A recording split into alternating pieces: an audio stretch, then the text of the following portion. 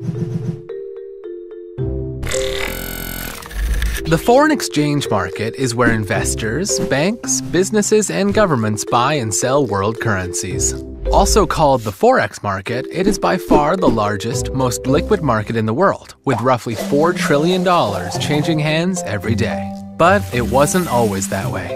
Between 1944 and 1971, the value of the world's currencies were all pegged to the United States dollar. It was a way of stabilizing the world's economy, which was highly volatile following World War II. But as the years went on, countries grew tired of this system. After all, the US dollar was pegged to the price of gold, so every time gold rose in value, inflation would spread far and wide.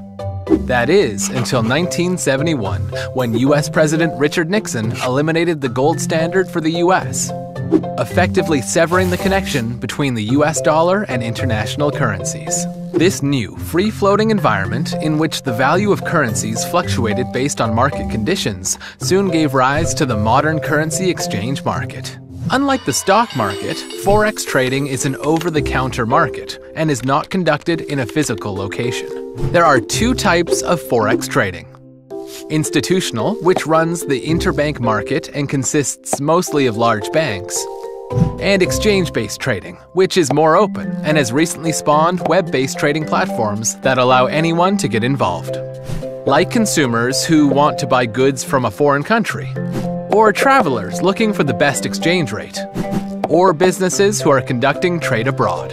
And of course, investors and speculators who wish to benefit from movements in the Forex markets. For these investors, trading on the Forex market offers several advantages. First, it's open 24 hours a day, 5 days a week, with the greatest liquidity occurring when the business hours in multiple time zones overlap. Second, it's relatively cheap, thanks to tighter spreads as compared to other securities like stocks. Third, because of margin-based trading, there's a greater potential to see high returns in a short amount of time.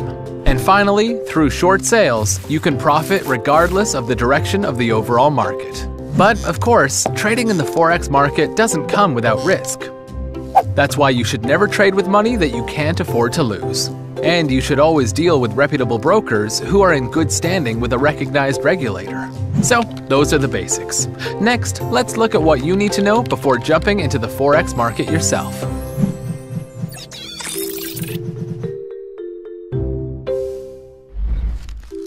Every day, roughly $4 trillion changes hands on the foreign exchange market.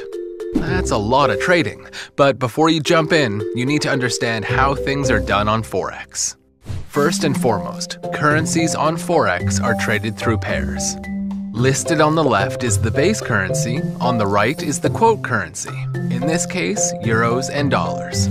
Then come two numbers, the bid price and the ask price. These are provided by a market maker or broker who handles the trade. The bid prices represents how much of the quote currency you would receive if you sold 1 unit of the base currency. The ask price represents how much of the quote currency is required to buy 1 unit of the base currency. The ask price tends to be slightly higher than the bid price, which is why most brokers only display the last 2 digits. The difference between the two numbers is called the spread, and that money generally goes to the broker as a fee. So in this case, if you sold 1 euro, you'd get 1.4112 US dollars. And if you bought 1 euro, you'd pay 1.4111 US dollars. Now, one term you'll hear a lot is pip. A pip measures the increase or decrease of a currency's value.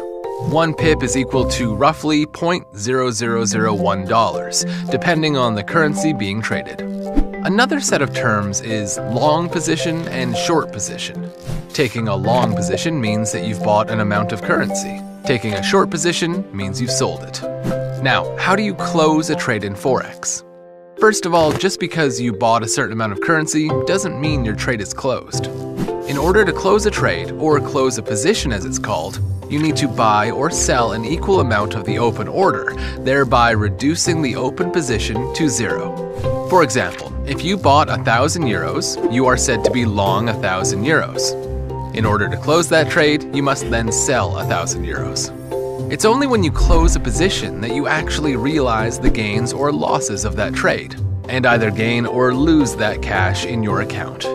Positions that are still open at the end of the business day can be rolled over to the next day in what's called a rollover swap, where the broker actually closes the position and then opens an identical position the next business day. So those are the basics. Next, we're going to get you ready to make your first trade on Forex.